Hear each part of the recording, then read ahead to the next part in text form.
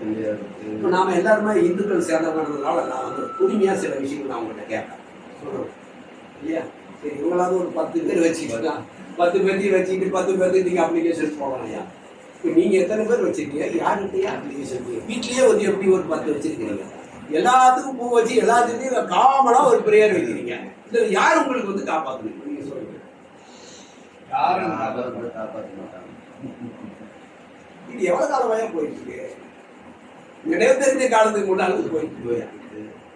அப்ப இறைவனை பற்றிய ஒரு ஞானம் என்பது, ஆனா இன்னொன்னு சொல்ல இஸ்லாமியர்களும் இந்த மண்ணை தேடி வருகின்றார்கள் இறைவனை புரிந்து கொள்வதற்காக. அந்த ஜீசஸை வணங்குகின்ற பெரும்பாலான வெஸ்டர்ன் கண்ட்ரிஸும் இந்தியாவை நோக்கி தான் வருகின்றது மெய்யுணர்வை பெறுவதற்காக. அப்ப அதனுடைய சீடு எங்க இருக்குன்னா இந்திய மண்ணில தான் இருக்குது. ஆனா அந்த இந்திய மண்ணில ஒரிஜினல் ஸ்டஃப் வச்சிருக்கிற நாம ஏகனான ஒருவனை அநேகனாக பார்ப்பது என்பதே அறிவின்மை. அவன் ஒருவன்க. இதுல ஆம்பளை பொம்பளை அவங்களோட புள்ள, இன்னும் சொல்ல போனா பேரன், என்ன காடுன்றது என்ன கான்செப்ட் இருக்கு? கடவுள் என்று சொன்னால் அவன் எல்லாம் வல்லவன், அனைத்தும் அறிந்தவன். அவனுக்கு எது அசிஸ்டன்ட் கேட்கிறேன். இறைவனுக்கு அசிஸ்டன்ட் தேவையாயா? இந்த விஷயங்கள்ல தெளிவடையாம ஆன்மீக எல்லைக்குள்ளால் நுழைய முடியாது. ஏன்னா இறைவனை சிந்திப்பதுதான் தியானம். தியானம் என்பது ஆமா மனதை ஒருநிலைப்படுத்தி தியானிப்பது.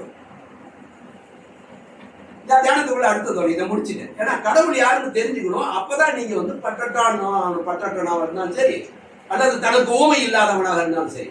அங்க பாருங்க அழகா சொல்றாரு, தனக்கு ஓமை இல்லாதவன், இவனை போன்றவன் அவனை போன்றவன் என்று நீங்க ஓமை காட்ட முடியாதவன் அவன். வள்ளுவன் தானே சொல்றான். அப்ப யாரு சொன்னதை நம்ம ஃபாலோ பண்ற கேள்விக்கே நம்ம கிட்ட முதல்ல பதில் இல்லையா? இல்லையா? அப்ப நம்ம ஒரு முடிவுக்கு வரணும். இறைவனை பற்றி அறிகின்ற ஞானம் என்பது ஆத்ம ஞானம். அது ஆத்ம ஞானம், ஆத்மாவை பற்றி ஞானம் இல்லையா?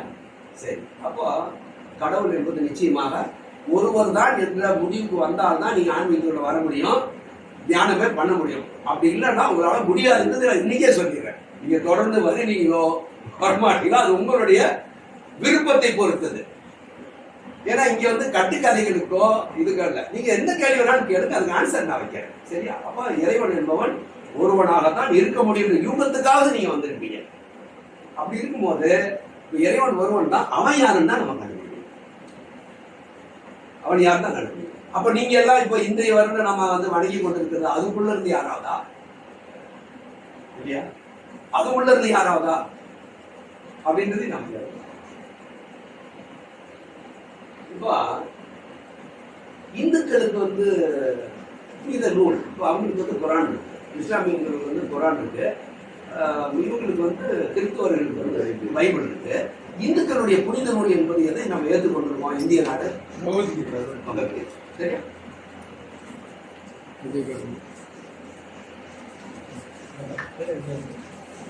சேர் வேணா அடிச்சல் தான் போட்டுங்க.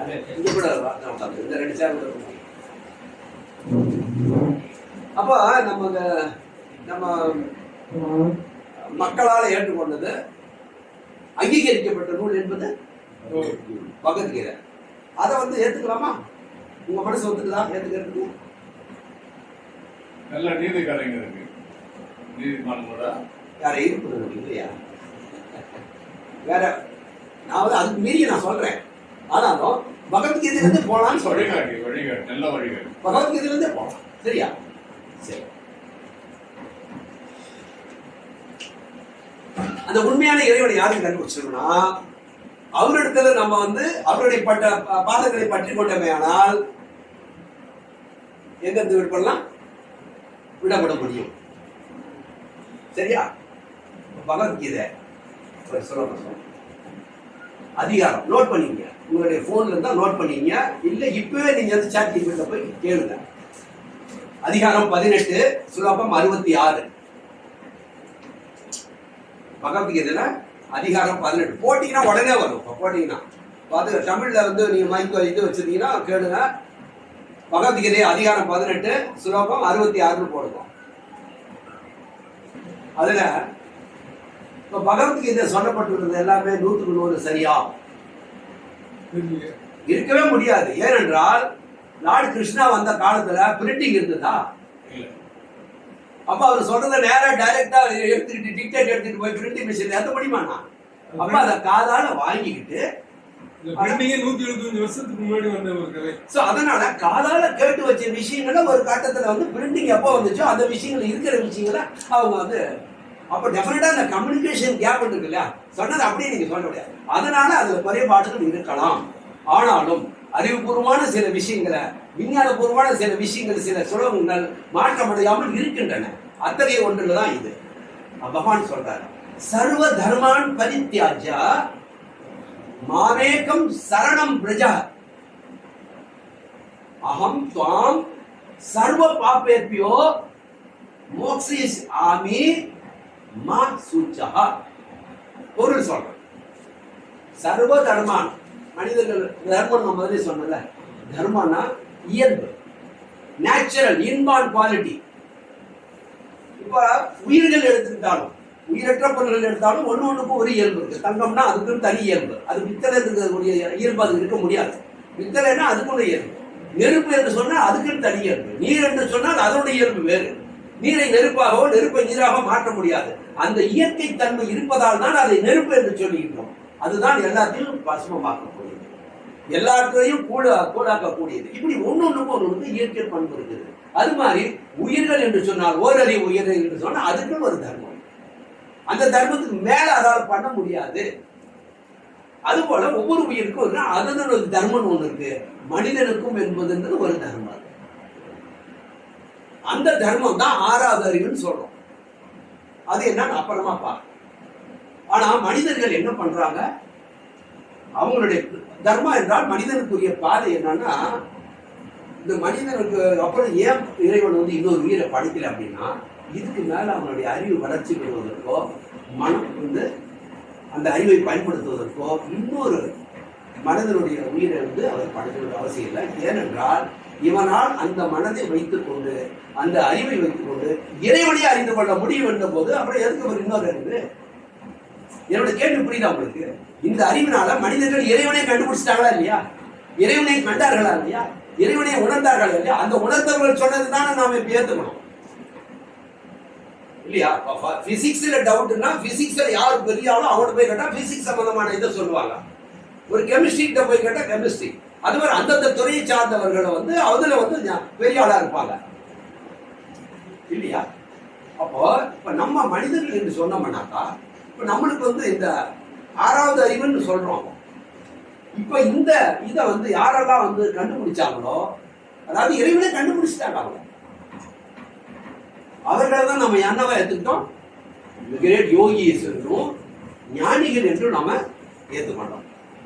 இப்ப அவங்கள தான் நம்ம இந்த விஷயத்துல அவங்க தான் சொல்றதான் சார் கேட்கணும். இப்ப யாரு கடவுள், நம்ம இவ்வளவு நாளா கடவுள் யாரு கண்டுபிடிச்சோ, யாரு கடவுளா வணங்கிட்டு இருந்தா, யாரு சொல்லிருந்தா, இல்ல எங்க தாத்தா, அவர் வந்து எங்க தாத்தான்னு சொன்னா இப்படியே சொல்லிட்டு இருந்தாங்க. ஆனா இதுல யாரு கண்டுபிடிச்சு சொல்லிட்டாங்க சரியா? அப்ப அவங்க சொல்றதை நம்ம கவனிச்சுதான் ஆகணும். அப்படி சொல்றதுலயும் இன்னைக்கு மனிதர்கள் உலகம் முழுசும் மனித இனம் என்பது 1 10 100 ஒன்றுதான். நிறமும் பாஷை இதெல்லாம் இடத்தை பொறுத்து, அதாவது இதெல்லாம் வந்து இந்த பௌதீக ரீதியான இதை பொறுத்து மாற்றமடைகிறது.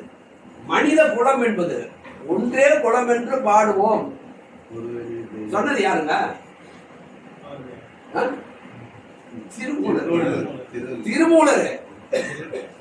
திருமூலர் சொன்னார். ஒன்றே குலம் என்று சொன்னவர் யாரு? எதை இப்ப இன்னைக்கு எதை வேணாலும் கேட்டுங்கய்யா, உள்ள போய் கேட்டீங்கன்னா உங்களுக்கு எல்லாத்துக்கும் ஆன்சர் கிடைக்கும். ஏன்னா அந்த பாட்டையே வந்து 4 வரி பாட்டை உங்களுக்கு அப்புறமா சொல்லுவோம். ஏன்னா நம்ம ரொம்ப டீப்பா டிவைட் பண்ணிட்டு போகணுன்றதுக்காக. அப்போ இவங்கெல்லாம் தான் கரை கண்டவர்கள் என்று இந்த மனித சமுதாயமே ஏற்றுக்கொண்டிருக்கிறது. அதுல இந்த உயர்ந்த நிலையில் இருக்கக்கூடிய ஞானி யாருன்னு பார்த்தா திருமண்டலம். ஆமா, 9 வால்யூம்ஸ் அவர் சொன்னார்.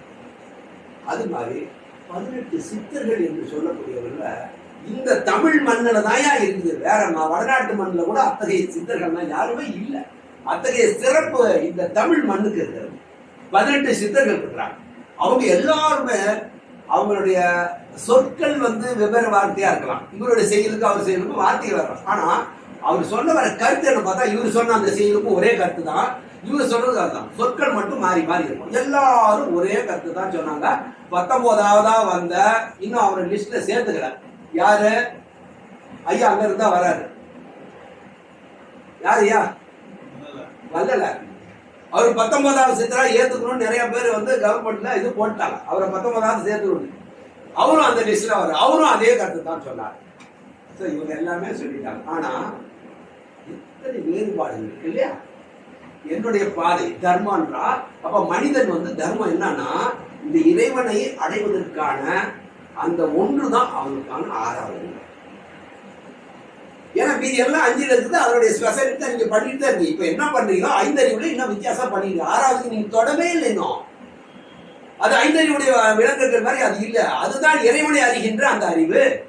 இறைவனை அறிந்து கொள்கின்ற அறிவு 5 அறிவுடைய விளக்குகள் வரை யாருக்காவது இருக்காங்கயா? இருக்கா? சான்ஸே இல்ல. அதுதான் தவம் என்ற அதிகாரத்துக்குள்ளாலேயே. தவம் என்ற என்னையா? அது மேல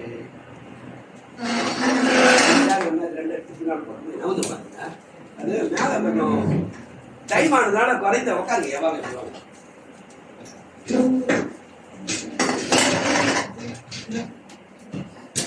வாங்க என்ன பண்ணுறோம்.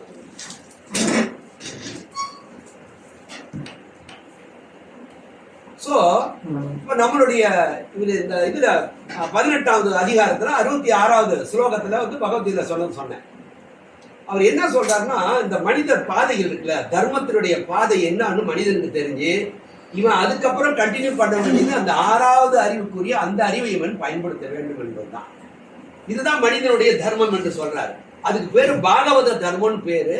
அந்த பாகவத தர்மம் என்னன்றத தனி வகுப்புல தான் நான் எடுக்கணும். அது பெரிய சாப்டர். அது மற்ற உயிர்கள் இல்லையா இருக்கான்றத நான் அடுத்த வகுப்புல உங்களுக்கு நான் சொல்லுவேன். இப்ப நம்ம இந்த டாபிக் உள்ளார மட்டும் கண்டென்ட் பண்ணிக்கலாம். இதுல பகவத்கீதை என்ன சொன்னா, ஒவ்வொரு மனுஷனும் அவனுக்கு என்னென்னமோ கடவுளை நோக்கி போகிறாங்க. மனுஷ தர்மம் பகவானை உணரணும். இந்த செல்ஃப் ரியலைசேஷன் அப்படின்னு சொல்றாங்க, தன்னை அறிகின்ற ஞானம் என்று சொன்னார்.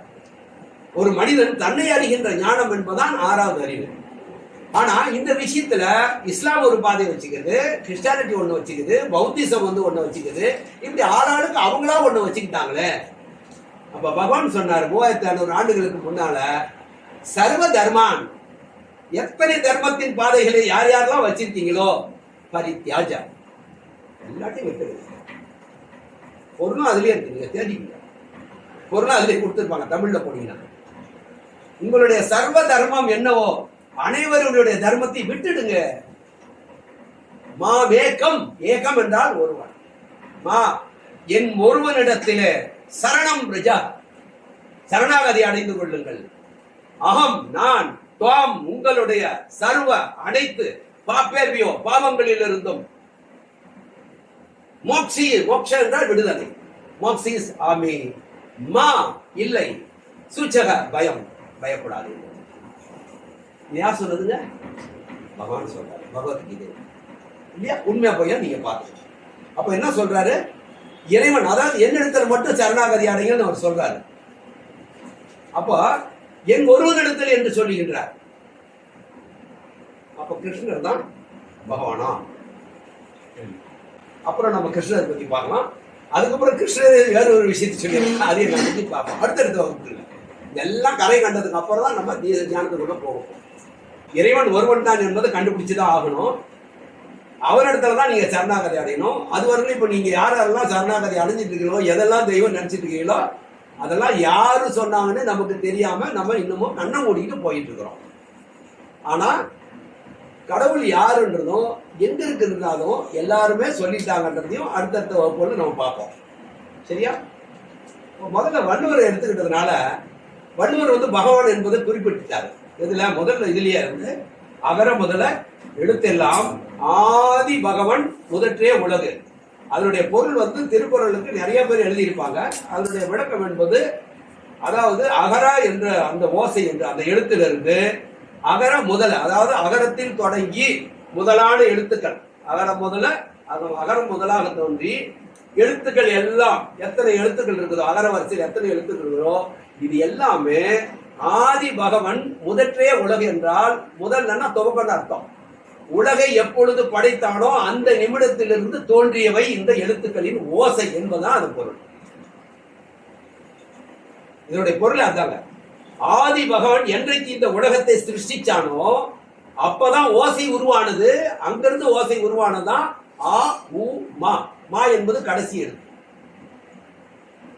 சமஸ்கிருதத்துல 50 எழுத்துக்கள் உண்டு. அக்ஷரமாலான்னு பேரு சமஸ்கிருதம். இந்த 50 எழுத்துக்களும் அதுலயும் ஆறாம். நாம உயிரெழுத்துக்களை 18 தான் நம்ம வச்சிருக்கோம். அங்க மொத்தம் எல்லாம் சேர்த்துடும். உயிரெழுத்துக்கள் சேர்த்துடும். மொத்தம் 50 எழுத்துக்கள். நம்ம எழுத்துக்களை பத்தி ஆராய்ச்சியெல்லாம் இப்ப போகலாம். அப்ப அடுத்த கிளாஸ் நீ என்னென்ன கேள்வியோ அதை பதில் சொல்லணும். ஆனா அவர் என்ன சொல்றாருன்னா, இந்த ஓசை என்பது உருவானதே ஆதி பகவான், அதாவது முதல் கடவுள். ஏன் அந்த முதல் கடவுள் அவர் பயன்படுத்தினார்னா, அவருடைய காலம் பார்த்தீங்கன்னா 3000 இருந்து 4000 ஆண்டுகள் தான் நம்மளுடைய. அப்புறம் யாரும் குறிப்பிட்டு எக்ஸாக்டா இந்த வருஷம் சொல்ல முடியாது. ஆனா நிச்சயமாக அவர் 3000 ஆண்டுகளுக்கு முந்தையவர் என்பதை ஒத்துக்கிறாங்க. ஸோ அந்த பீரியட்லயே என்னெல்லாம் வந்துச்சு? லார்டு கிருஷ்ணா அவருடைய பீரியட் 3500 இல்லையா? புத்திசம் அதுக்கு முன்னாடியே வந்துருச்சு. அதுக்கு முன்னால ஆரியர்களுடைய அர்ச தர்மம்ன்றது அதுக்கு முன்னாடியே வந்துருச்சு. இப்ப இவர் ஏன் ஆதி பகவான் என்று சொன்னார்னா, ஐயா நீங்க யாரோ பகவான் பகவான் வச்சிருக்கிறீங்களா, நான் அவரை பத்தி சொல்றேன், நான் ஏதோ வேற ஏதோ ஒரு கடவுள் பத்தி சொல்றேன்னு நினைக்காதீங்க. ஆதி முதற் கடவுள் என்பது இந்த பிரபஞ்சத்தை படைத்த கடவுள் என்பவர் யாரோ அவரை நான் சொல்லுகின்றேன்னு சொல்றாரு. அதுதான் நீங்க அந்த அர்த்தத்துல புரிஞ்சுக்கணும் நல்லா. சோ தனக்கு ஊமை இல்லாதான் தாள் சேர்ந்தார் கல்லார் மணக்கவலை மாற்றத்தை சொன்னாரா. அடுத்தது சொல்றார் பாருங்க.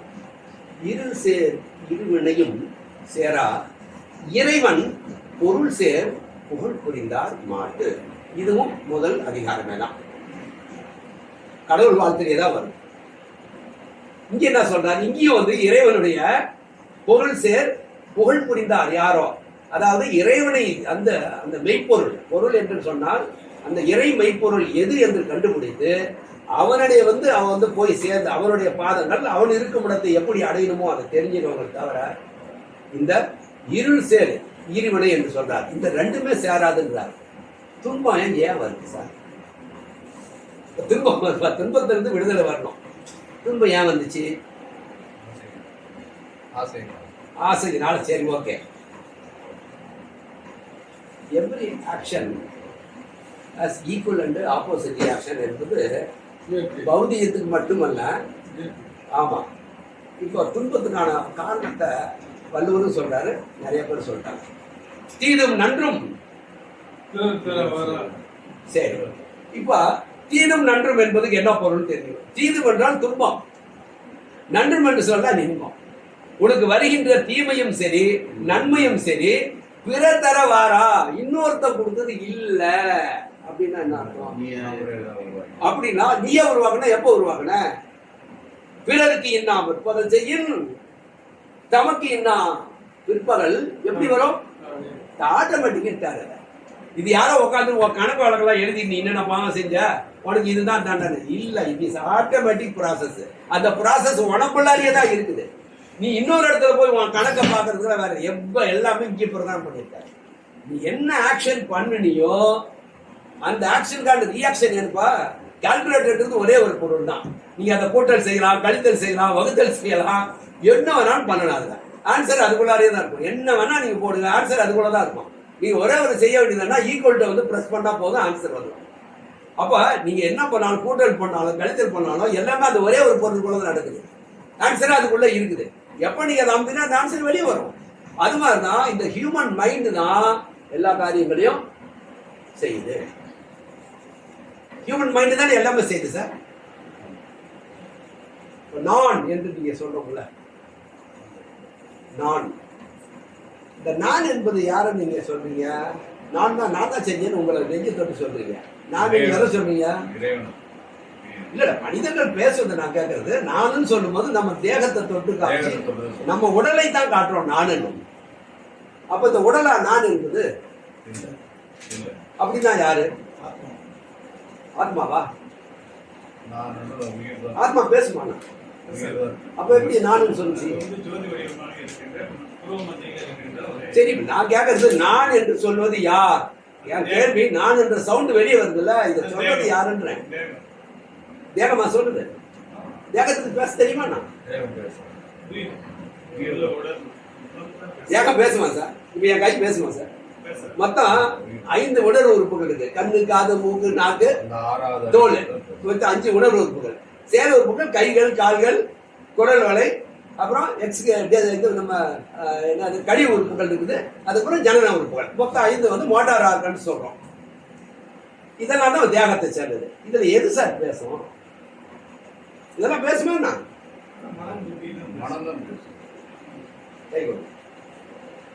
உங்கள் மனம் பேசுகிறது. உங்கள் மனம் பேசுவதற்கு குரல் வலை தேவைப்படுகிறது. மைண்ட் என்ற ஒன்று உங்களுக்குள்ளார இல்லைன்னா கண்ணு பார்க்க தெரியாது, மூக்கால் புகழ தெரியாது, நாக்கால் சுவைக்க தெரியாது, தொடு உணர முடியாது. மனம்தான் எல்லாத்தையும் பார்க்குது. உங்க மைண்ட் நீங்க அன்கான்சியஸா போயிட்டீங்கன்னா என்ன போயிடுச்சு? உயிரா போயிடுச்சு, ஆத்மாவை விட்டுட்டு போயிடுச்சு. உங்க மைண்டு இப்ப என்ன ஆகுது? ஃபங்க்ஷன் ஆகாம ஆஃப்ல இருக்கு. போயிடுச்சுன்னா டெத் ஆயிடும். பட் ஆஃப்ல இருக்கு. அப்படின்னா மனம் வேலை செய்யாத போது புலன்கள் கையா இருந்தாலும் தெரியாது, ஹார்ட்டை வெளியே எடுத்து வச்சாலும் தெரியாது, எதுவுமே தெரியாது. அப்ப எந்த புலன் பேசும்? பேசுவது யார்? மனம். உங்க மனம் பேசுது, இவருடைய மனம் பேசுது, என் மனம் பேசுது, எல்லாருடைய மனம் தான் பேசுகிறது. அந்த மனதை என்ன இடத்துல காட்டுங்க, பக்கத்துல இருக்கிற எடுத்து காட்டுங்க. எங்க இருக்கு மைண்டு? எங்க சார் இருக்கு? அது எப்படி சார் இருக்கு மைண்டு? ஆக்சுவலா நான் என்பது அதுதான். நீங்க உடம்பு சொல்றீங்க நானு நானு நானு, இல்ல மனம் தான் சொல்லுகிறது நான் என்று. அதுதான் நீங்க. இந்த உடம்பல்ல. இந்த உடம்புக்குள்ளார நீங்க இருக்கிறீங்க. அந்த நீங்கள் என்பது அல்லது நான் என்பது உங்கள் மனம். இதுல உங்களுக்கு 2வது கருத்தோ அல்லது ஏற்றுக்கொள்ள முடியாதுன்னா இப்பயே கேள்வி கேட்டுடணும். தெளிவாற்ற நிலையில வெளியில போகாதீங்க தயவுசெய்து. எவ்வளவு நேரம் ஆனாலும் சரி தெரிந்தோடு நீங்க வெளியில போக. நீங்க எப்படி இருக்கீங்க? உங்களுக்கு உருவம் இருக்கா? உங்களுக்கு உருவம் இருக்கா? தேகத்தை காட்டக்கூடாது. ஏன்னா நான் என்பது இப்பதான் சொன்னேன். நான் என்பது என்னுடைய மனம். மனம் உள்ள இருக்குது. ஆனா அது எப்படி இருக்கு? கண்ணில் பாக்குற மாதிரி இருக்கா? யாராவது மனதை பார்த்தவர்கள் உண்டா? காற்ற பிடிக்க முடியுமா? நான் பருவனை ஊதி காட்டுறேன். அது காத்த இல்லை, அது பஞ்சபூதங்களில் ஒன்று. மனம் என்பது வேறொன்று. அதுதான் நீங்க நல்லா புரிஞ்சுங்க. ஆன்மீகத்துக்குள்ளார நுழையறதுக்கு முதல் அகத்துல படிய வேண்டியது நீங்க எப்படி இருக்கீங்க? புலன்களுக்கு புலப்படாத வகையில அரூபமாக இந்த உடலுக்குள் நீங்க இருக்கிறீங்க. இந்த உடலை விட்டுட்டு இன்னொரு உடலுக்குள்ள நீங்க போவீங்க. அதுதான் மறுபறுப்புன்னு சொல்றோம். அதுதான் டிராவல் பண்ணோம். எது? மைண்ட். ஏன் டிராவல் பண்ணணும்? எதை நீ செய்தாயோ அதை அறுவடை செய்தாக வேண்டும். யார் செஞ்சது? இப்போ உங்க உடம்பா? மைண்ட் தான் சொல்லும். இந்த புலன்கள்லாம் காரணமே இல்லை.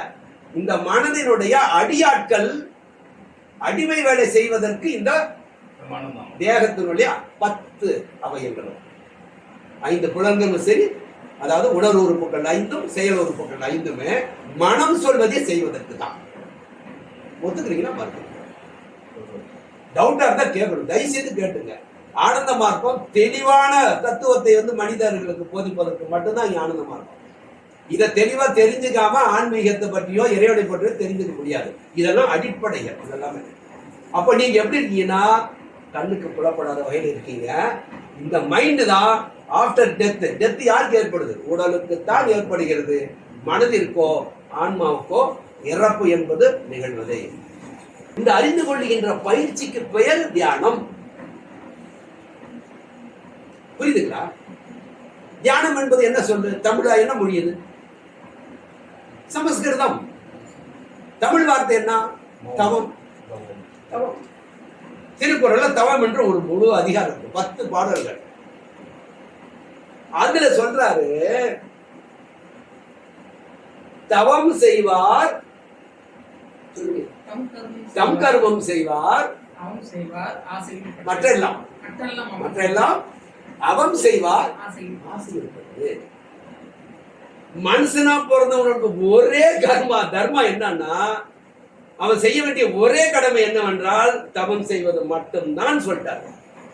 தவம் செய்வார், தம் கர்மம் செய்வார். எந்த ஒரு மனிதன் தவம் செய்கின்றானோ அவன் மட்டும்தான் மனிதனுக்குரிய அந்த கடமையை செய்கின்றான். மற்ற எல்லாம் தவமற்றாத அவத்தை செய்கின்றார். காரணம் ஆசை உட்பட்டு. அதுக்கு பின்னாடி இருக்கிறது காரணம் ஆசை. பற்று. பற்றற்றான் பற்றினை பற்றுக. இந்த பற்று விட்டாதான் நீங்க பற்றற்றான் பற்றினை பெற வேண்டும். தன்னுயிர் தான் அறப்பெற்றானை மண்ணுயிர்க்கெல்லாம் தன்னுயிர். இந்த உயிர் ஆத்மாவை சொல்றாரு அவர். ஆத்மா என்னதுன்னு நினைச்சிட்டு நான் பாருங்க. எவ்வளவு அழகா திருக்குறள். இதுக்கெல்லாம் யாரும் பொருள் எழுதலையா. ஆனா நான் சொல்ற பொருள் அந்த பொருள் வந்து பொருள்தான் பாருங்க. திருக்குறள் தன் உயிர். ஒரு மனுஷன் பார்த்து சொல்றாரு. ஒரு மனுஷன் தன்னுயிர் உயிர்ன்ற வார்த்தையை பயன்படுத்துறாரு. அதாவது ஆத்மாதான். அப்ப தன் உயிரை தான் அறப்பெற்றானே இது என்னது அல்ல, என்னுடையது அல்ல என்று எவன் வந்து உணர்கின்றானோ அப்படின்னா அர்த்தம். என்னதுன்னா அப்ப யாருதுன்னு கண்டுபிடிக்கணும். யாரு யார் யார்கிட்ட வந்துச்சு? யாராவது கொண்டது இங்க பொட்டி போயிட்டாங்களா? அவன் தான் எல்லாமே பிரதிபலிப்பாக இருக்கின்றான். அவன் ஒருவனே இத்தனை பிரதிபலிப்புகளாக இருக்கின்றான். இந்த தத்துவங்களை நம்ம சுலபா புரியும் போது உங்களுக்கு இன்ட்ரெஸ்டிங்கா இருக்கும். இப்ப பார்த்தா ஏதோ ஒரு குளுமையா இருக்க மாதிரி தெரியும். ஆனா வெரி இன்ட்ரெஸ்டிங்கா இருக்கும். அப்புறம் அதுக்கு மேல உங்களுக்கு காதல் ஏற்படும் இந்த பிலாசபி மேல. ஓ அவன் தானா இது?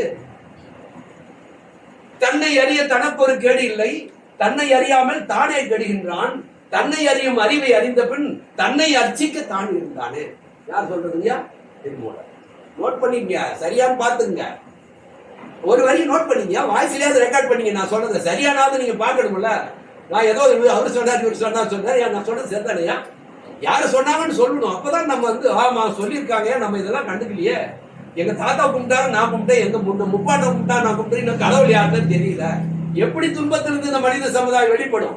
கடவுள் ஒருத்தர் தான் நிச்சயமாக தீர்ப்பு கொடுப்பாரு. தீர்வு அவரோடு தான் இருக்குது. ஆனா கடவுள் யாருன்னு நமக்கு தெரியாம இருக்குமே. அந்த அளவுக்கு ரத்தத்திலையும் சதைகளிலும் ஊற வைத்து கிடக்கின்றோம். நாம எத்தனை ஆண்டு காலமாக நினைவு தெரிந்த காலங்கள் 1000 ஆண்டுகளாக நம்ம ரத்தத்திலையும் சதையிலையும் நம்ம ஊற வச்சுட்டாங்க. அதுல இருந்து வெளிப்படாத வரையிலும் மனித இனம் என்பது இன்ப நிலை என்பது அடைய முடியாது. இன்னைக்கு இருக்கிறத விட இன்னும் மோசமா இருக்கும் அடுத்த நூற்றாண்டு. இதை விட மோசமா இருக்கும் அடுத்த நூற்றாண்டு. மனித இனம் என்பது மிருகங்களை விட கேவலமாக நடந்து மாறிவிடுவது. மாற்றம் ஒன்று நிகழ்ந்தே ஆக வேண்டும். மாறிய தீரும். மாற்றத்துக்கான நேரம் வந்து விட்டது. இல்லைன்னா உங்க காதுகளுக்கு இந்த விஷயம் இன்னைக்கு போய் சேருங்க. நீங்க நினைக்கலாம் 4 பேருங்க.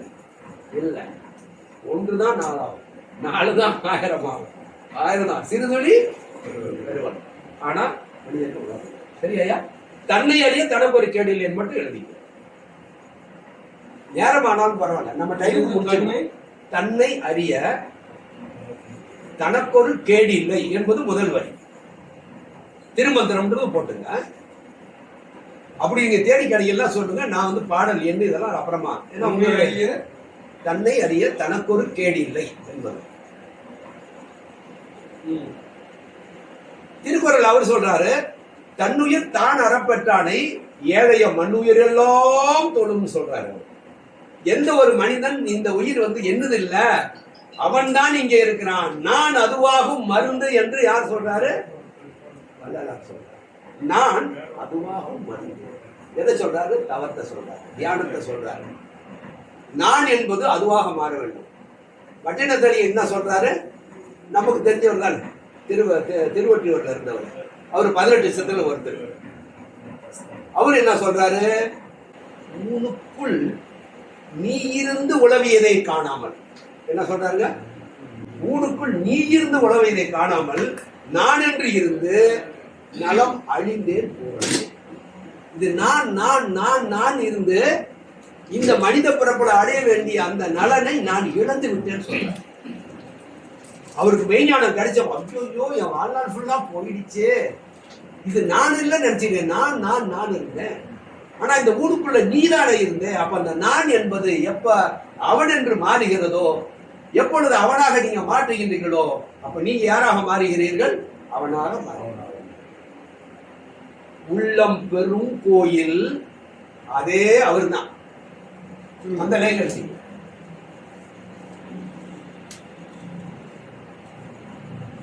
சரி, அந்த பிரிண்ட் நோட்டீஸ் எல்லாம் கொடுத்துருக்கீங்க, அதுல எல்லாமே இருக்கு. நீங்க அதை பார்த்து பாடல் நம்பர் கூட கொடுத்துருக்கோம். எல்லாத்துக்கும் ஆளுக்கு ஒரு அந்த பிரிண்டட் நோட்டீஸ் கொடுத்துரு, எல்லாம் ரெஃபரன்ஸ் கொடுத்துருப்பாங்க. அவரு சொல்றாரு கடவுள் எங்க இருக்கான்னு அவர் சொல்றாரு, உள்ளம் பெருங்கோயில், அதாவது மைண்ட சொல்றாரு, அதுதான் கோயில். ஊனுடம்பு ஆலயம், வெளியில இருக்க டெம்பிள் இருக்கு இல்லையா, அது வெளியில இருக்கு. உள்ள போனீங்கன்னா இன்னர் ஸ்ரைன் இல்லையா, அவருடைய இது இருக்கு.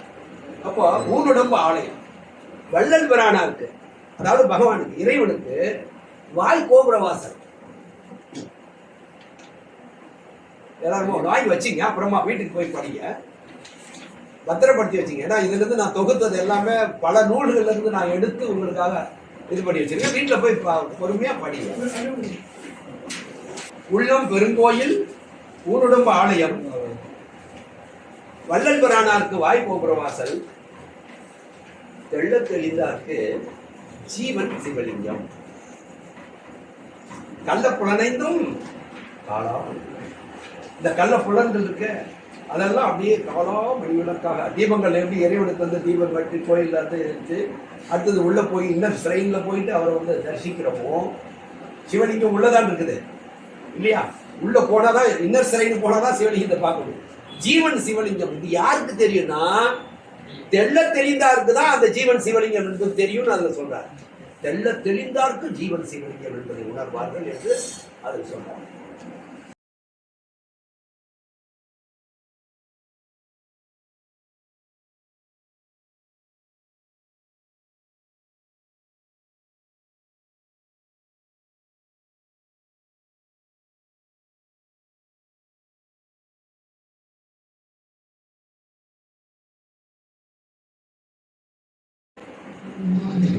கடுமையா பேசுவார் அவரு. காரணம் மக்கள் இன்னும் புரிஞ்சுக்காம கோவம் தான் என்ன ஏன் கோவம் போறாங்க அப்படின்னு சொல்லாது. கோவிலாவது ஏதடா, கொஞ்சம் கடுமையா தானே இருக்குது. குளங்களாவது ஏதடா, கோவிலும் குளங்களும் கும்பிடும் குலாமரே, கோவிலும் மனதில்லை குளங்களும் மனதில்லை, ஆவதும் இல்லை அழிவதும் இல்லை இல்லை இல்லையும் தோணும். நீ வெளியில எங்கெங்கெல்லாம் கோயில் பார்க்குறியோ குளம் பார்க்குறியோ அதெல்லாம் ஒரு முகம் வந்து அழிஞ்சு போயிடும். பகவான் அழியக்கூடியவராரா கேட்கிறாரு. கோயில் இருக்குதுன்னு சொல்லிட்டு வெளியில போய் எங்கெங்கயோ போய் தேடிட்டு இருக்கிறியே,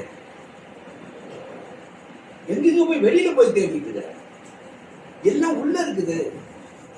இறந்த விடத்திலிருந்து அறியாமல் வருந்தி திரிவது என்ன குதம்பாய், குதம்பை சித்தர், 18 சித்தர்கள குதம்பை சித்தர். இருந்த விடத்திலிருந்தே அறியாமல் உட்கார்ந்த இடத்திலிருந்து அவர் யாருன்னு தெரிஞ்சுக்கணும். காசி ராமேஸ்வரம் கால்நோவ சென்றாலும் ஈசனை காணுவையோ குதம்பாய், குதம்பை சித்தர். காசி ராமேஸ்வரம் இப்படி எங்கெங்கயோ கால்நோவ போறீங்களே, ஈசனை காணுவியா? அங்க போனீங்கன்னா என்ன பார்த்தாங்க போய்? ஆனா ஈசன் எங்க இருக்காரு? ஜீவன் தான் சிவன். சித்தர்களுக்கு வந்து கோயில் கும்பாபிஷேகத்துக்கு போறாங்க. அப்ப அவங்க உண்மையான மக்கள் வந்து இவங்களெல்லாம் இப்படி பண்றாங்க, நம்புறாங்க, அவரை வந்து காடாக்குறாங்க. ஜீசஸ் வந்து கிரேட் சித்தருங்க, அவரை காடாக்கிட்டாங்களா இல்லையா? இப்ப ராமலிங்க சுவாமிகள் வந்து இப்ப கிரேட் சித்தர் தான், அவர் கடவுள் இல்லையே. அவங்க எல்லாம் கடவுள் எங்க இருக்காருன்னு சொன்னவங்க. அப்ப இது யாருடைய அறிவீனம்? நீ சொல்லுங்க. அவன் ஏகன், அவன் சொன்னவங்களெல்லாம் நீ கடவுள் ஆக்கிடுற. அவர் சொன்னது என்ன, செய்ய சொன்னது என்னன்னு விட்டுடுற. இப்படி யாராவது சொன்னா உடனே அவனுக்கு ஒரு கோயில் பண்ணிடுறாங்க. இது சொல்லுங்க, இப்படித்தான் மனித இனம் என்பது இறைவனை பற்றிய ஞானத்தை. காரணம் வந்து யாரும் இப்ப நாம இன்னைக்கு இங்க பேசின அளவுக்கு அறிவுபூர்வமான விஷயம் கூட இங்க எங்கேயும் படிக்க முடியாதுங்க. இந்த புத்தகத்திலேயா இந்த அறிவியல் சம்பந்தமான இப்ப நம்ம பேசின இந்த டீடைல்டு மேட்டர் தான். அப்ப மக்களுக்கு சொல்வதற்கு யாரும் இல்லையா தெளிவாக? உண்மைதானே? அதுதான் நிலைமை. அதனால மக்களுக்கு வேற வழி தெரியல, அதனால யார வேணாலும் கடவுளாக்கிடலாம். அப்படி பண்ணிட முடியுமா? நீ படைக்கின்றவனா அவன்? என்னால் படைக்கக்கூடியவனா அவன் இல்லையா? அப்போ இப்படி எல்லாரும் சொல்லிட்டாங்க, சரியா? இப்படி பலரும் சொல்லியிருக்காங்க. அதை நாம் அப்பப்போ பார்க்கணும்.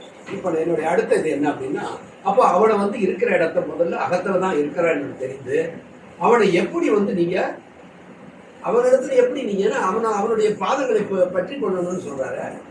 அப்ப உங்க மைண்டையே கண்ணில் பார்க்க முடியல உங்களால, உங்க மைண்டையே இயக்கக்கூடிய ஆத்மா என்பது அப்ப எப்படி இருக்கும்? மனமே பார்க்க முடியாத அரூபமாக அதில் உண்மையான பொருளாக இருக்கு. அந்த மனதையே இயக்கக்கூடிய ஆற்றல் என்பது அதிலும் உண்மையானதாக தான் இருக்க முடியும். அதோட ஜடமாவா இருக்க முடியா? இல்லையா?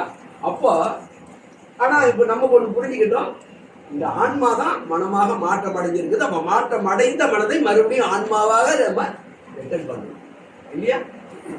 இதுக்கு பேரு ஐயா உள்முகமாக அகத்தை. உள்முகமாக வெளியில போகக்கூடாது. அகத்திலே எப்படி காண்பது? அப்படி நீங்க காண தெரிஞ்சுக்கிட்டீங்கன்னா அதுக்கு பேரு தான் தியானம். அந்த பயிற்சிக்கு பேரு, அந்த முறைக்கு பேரு தியானம். ஆனா இந்த தியானத்தை செய்யணும் அப்படின்னா தீட்சை பெற்று தான், ஒரு குருவின் மூலமாக தான் நீங்க தீட்சை பெற்றாகணும். அதுக்கப்புறம் தான் இந்த தியானத்துல இருந்து, குரு இல்லாம தியானம் என்பது யாருக்குமே சித்து வராது. சரி, அதனாலதான் நம்ம என்ன சொல்றோம்? குருர் பிரம்மா, குருர் விஷ்ணு, குருர் தேவோ மகேஸ்வரா, குருரேவ பரமா பிரம்மா தஸ்மை ஸ்ரீ குரவே நமன்றார். உனக்கு யார் குருவாக வருகிறார்? அவர்தான் பிரம்மா, அவர்தான் விஷ்ணு, அவர்தான் மகேஸ்வரன், அவர்தான் பரம பிரம்மமும் அவரே தான் என்பதுதான் அந்த சாஸ்திரம் சொல்லுகின்ற சரி. நீ கடவுளை கண்ணால பார்க்க முடியாது, அவரை எப்படி பார்க்கணுன்ற வித்தையை கத்துக் கொடுப்பது குரு. அப்ப அந்த குருவனுடைய இதனை தான் நீ கடவுளை பார்க்க முடியும். அவனுடைய அருள் இல்லாமல், குருவனுடைய கருணை இல்லாமல் ஒரு சீடன் தரிசனத்தை பெறவே முடியாது.